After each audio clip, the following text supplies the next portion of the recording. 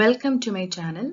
In this lecture, we will see what is meant by an inductor and what will be the effective inductance when two or more number of inductors are connected in series or parallel. And we will solve some numerical problems related with this concepts. Okay. So, inductor. Inductor is nothing but a passive component. Simply, it is a passive component. Already we discussed about active and passive components in detail in the previous video. Okay, here it is just a passive component which is used in power electronic circuits to store energy in the form of magnetic energy. This point is very important for technical exam point of view. An inductor will store energy in the form of magnetic energy. That is E is equal to half Li square. Here E is the energy stored in the inductor and capital L is the inductance of the inductor and I is the current through that inductor. Inductor is also known as choke reactor or just like a coil. Here you can see the basic symbol for an inductor. SI unit of the inductance is Henry or Weber per ampere and which is denoted by the letter capital L. Okay. One of the important property of the inductor is that it will blocks AC current and allow to pass DC current through it. That is an important property of the inductor. So they can used to control signals. And inductor will opposes any change in current flowing through the inductor. And that property is due to the inductive reactance, just like resistance in resistor. Here the inductor will opposes the change in flow of current through it. So inductive reactance, which is normally represented by capital letter XL, and XL can be calculated by VL divided by IL. Here VL is the voltage applied across the inductor and IL is the current through this. So XL is also equal to L omega. Here omega is 2 pi f. So XL can again written as 2 pi f into L. Okay. Here you can see in this graph a relation between inductive reactance and frequency. From this equation it is very clear that XL is equal to 2 pi fL. So inductive reactance is directly proportional to the frequency. That means if the frequency increases, correspondingly the inductive reactance or opposition to the change in current in the inductive circuits will also increases. If the frequency decreases, inductive reactance will also decreases. If the frequency is 0, then we can say that inductive reactance is also 0. So it is very clear that an inductor will blocks AC and will allow to pass DC through it because AC that contains frequency, consists frequency, but DC will not. Okay. So next we will see what will be the effect or effective inductance when they are connected in series. Here you can see three resistors are connected in series L1, L2 and L3. Voltage across the inductor L1 that is V1 and through L2 that is V2 and voltage across the inductor L3 that is V3. In this series circuit current is same but voltage is different for each inductance. And the voltage can be calculated by V is equal to L into di by dt. So voltage across the first inductor L1 that is V1. V1 is the voltage across the L1 that can be calculated by L1 into di by dt. So here this I is the current that is equal to I1 is equal to I2 is equal to I3. Similarly, we can calculate the voltage across the resistor L2 and L3 in the same way.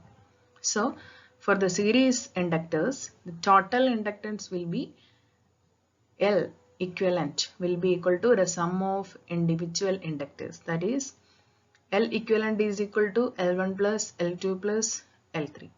That is the equivalent inductor when number of inductors are connected in series. Just add like resistors.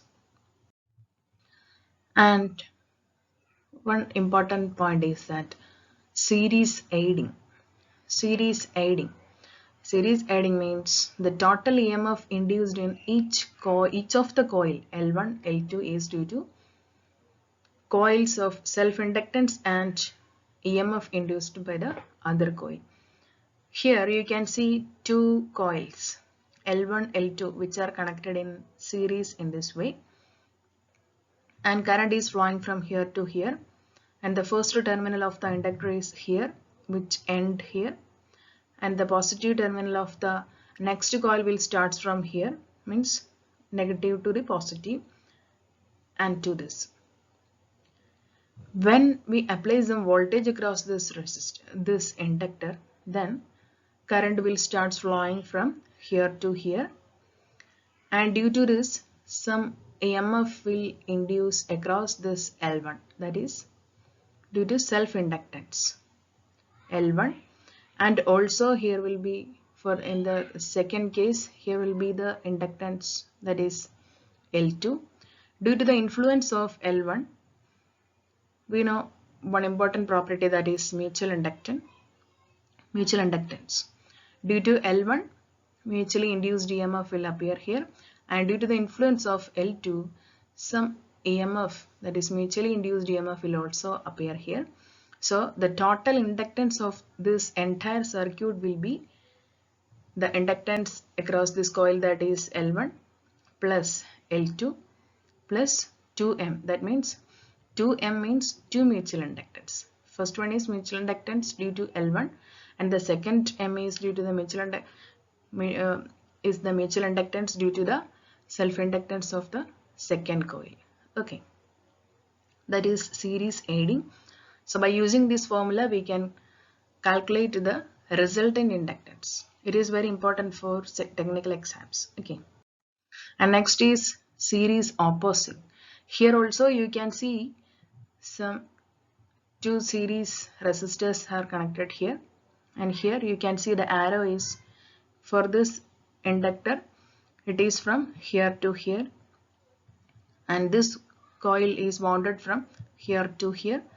That means just opposite, so that we can say that the total inductance L, that is equal to self-inductance L1 plus L2 plus, here the mutual inductance is negative because they are opposing. These series field windings are opposing each other, so that the resultant mutual inductance will be minus 2M. So the total inductance L is equal to L1 plus L2 minus 2M. So we can use this equation. Next we are going to see what will be the effective inductor when they are connected in parallel. Here you can see three inductors L1, L2 and L3. They are connected in series. Here it is very clear that voltage applied across each inductor will be same, and which will be equal to the applied voltage, that is VAB is equal to voltage across L1, that is VL1 is equal to VL2 is equal to VL3, that is the applied voltage VAB here. Okay, and current is divided in this parallel circuits. Okay, and the total inductance for this parallel circuit will be equal to 1 by LT will be equal to 1 by L1 plus 1 by L2 plus 1 by L3 plus up to 1 by Ln.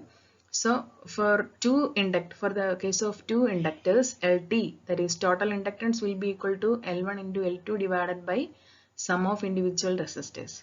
Okay, so for parallel cases, the total inductance of any two or more inductors which are connected together in parallel will be always less than the value of the smallest inductance in the parallel chain.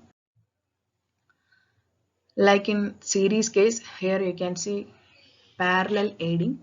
Parallel aiding means here the windings are like here. Here two windings are connected in parallel, L1 and L2. Here the winding will be like this. They are aiding. The windings are like aiding. And for this parallel case, current is dividing. Across L1, current is I1, and across L2, current through this will be I2, and the total or the equivalent inductance will be L1 L2 minus m square divided by L1 plus L2 minus 2m. Here 2m is due to the influence of L1 and L2. Okay. And for opposing, parallel opposing, here the windings are opposing each other, so that you will get the total inductance at this condition, opposing condition, parallel opposing condition, L1 L2 minus m square divided by L1 plus L2 plus 2m. Based on these concepts, we can solve some numerical problems. Here, three inductors of 60 millihenry, 120 millihenry and 75 millihenry respectively are connected together in parallel combination with no mutual inductance between them. Okay.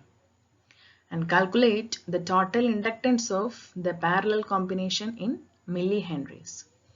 Here it is given that L1, L2 and L3 are like this, and mutual induction is 0. So M is 0, so that we can simply calculate the effective inductance by using this equation, that is 1 by Lt is equal to 1 by L1 plus 1 by L2 plus 1 by L3.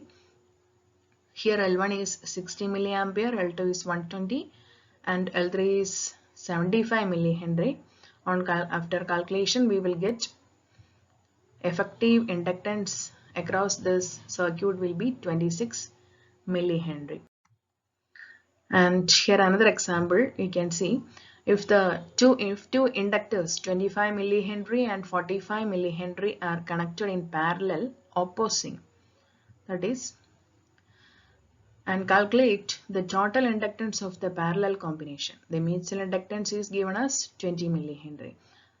So in this question it is given that they are connected in parallel opposing, so that we can understand that there will be some mutual inductance. So we can calculate the problem. So here the given data is L1, L2 and mutual inductance are given. L1 is 25, L2 is 45 millihenry and mutual inductance is 20 millihenry. And applying the basic formula that already we discussed earlier, L total is equal to L1 L2 minus m square divided by L1 plus L2 into plus 2m. Okay. So by putting these values here, we will get the total or the effective inductance like 6.59 millihenry. Thank you.